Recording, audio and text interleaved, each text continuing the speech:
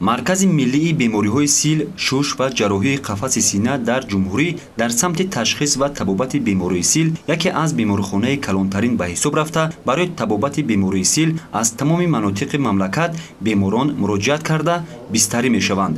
ҳамин аст ки ҳамасола бо дастгириҳои давлат ва ҳукумати мамлакат ба беморхона таҷҳизотҳои нави тиббӣ ворид гашта, барои кори табибон ва ташхису табобати беморони сил сабукиҳоро ба миён овардааст. дар беморхонаи мазкур гирифторони бемориҳои сил тариқи ройгон табобат карда мешаванд.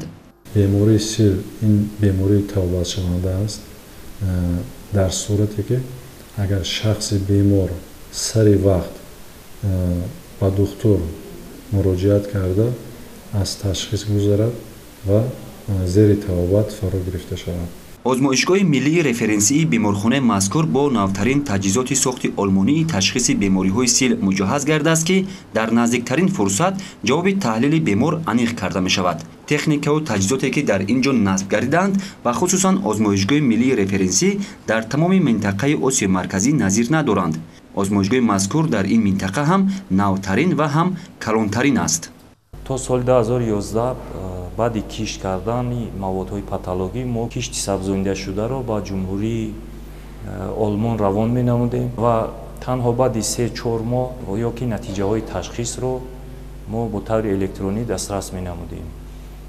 баъди ба фаъолият оғоз намудани озмоишгоҳи миллии референсӣ ҳамаи ҳамон озмоишҳо дар худи ҳамин озмоишгоҳ гузаронида мешаванд. имрӯзҳо мо дар муддати 2 соат метавонем муайян намоем ки шахси гумонбар бемории сил дорад ё надорад.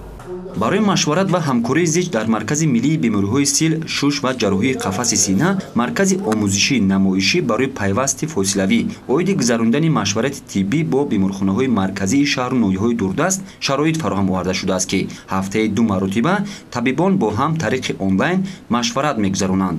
ин амал ба он мусоидат хоҳад кард ки барои муайян намудани бемории сил ва ё дигар намуди бемориҳо таҷрибаи хуб мебошад. мақсади пайваст шудан дар ин аст ки ду мақсад аст инҷо консултативӣ ва гузарондани ЦВКК. дар ЦВКК ҳамун бемориҳое ки МДР ва XDR ҳастанд шакли мутобиқгашта васеъ ва шакли мутобиқгашта консултатсия метиҳем. беморхонаи мазкур дар баробари ташхис ва табобат инчунин дар тайёр кардан ва омӯзиши кадрҳои ҷавон нақши калон мебозад. ҳамин аст ки марказ бо донишгоҳу коллеҷҳои тиббӣ ҳамкории зич дошта ҳамасола мутахассисон барои тақвият додани таҷрибаи назаравӣ ва амалияи донишҷӯён дар марказ дарс мегӯянд. дар қатори омӯзиши донишҷӯёни дохилӣ инчунин донишҷӯёни дигар давлатҳои хориҷ ба ин марказ барои аз худ намудани ташхису табобати бемориҳои сил таҳсил намуда истодаанд. номи ман шаҳобиддин аз ҷумҳурии исломии покистон ҳастам. ин охирин соли таҳсили ман дар донишгоҳи давлатии тиббии тоҷикистон ба номи абуали ибни сино мебошад. ин ҷо муаллимон хеле хуб ҳастанд ва сифати таълим хеле хуб баром монда шудааст. дар давоми таҳсиламон мо дар маркази миллии бемориҳои сил, шуш ва ҷарроҳии қафаси сина бисёр чизҳоро аз худ кардем. ҳоло мо аз ҳар намуд бемориҳо, пешгирии онҳо, асосҳои ваксинагузаронӣ ва дигар чизҳоро аз худ намудем. он чизеро ки мо интизор будем дар ин ҷо донишҳои заруриро ба даст овардем. мо ба муаллимони ин даргоҳ хеле сипосгузорем, чунки онҳо ба мо бисёр чизҳоро омӯзонидаанд. ин имконияти хеле хуб аст то ин ки мо таҳсили худамонро идома диҳем. он таҷрибае ки мо дар ин ҷо ба даст овардем дар кишвари худамон истифода хоҳем кард. бояд қайд кард ки ҳукумати тоҷикистон ба ҳифзи саломатии аҳолӣ ва рушди соҳаи тандурустии кишвар таваҷҷӯҳи махсус зоҳир намуда таъмини хизматрасонии босифати аҳолии мамлакатро дар мадди аввали сиёсати иҷтимоӣ қарор додааст.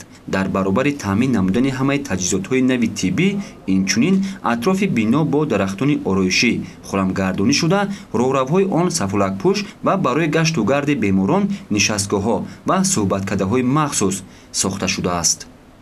иброҳими неъмат, Назарзода Суҳроб, шаҳри Ваҳдат, барои барномаи иттилоотии Хабар.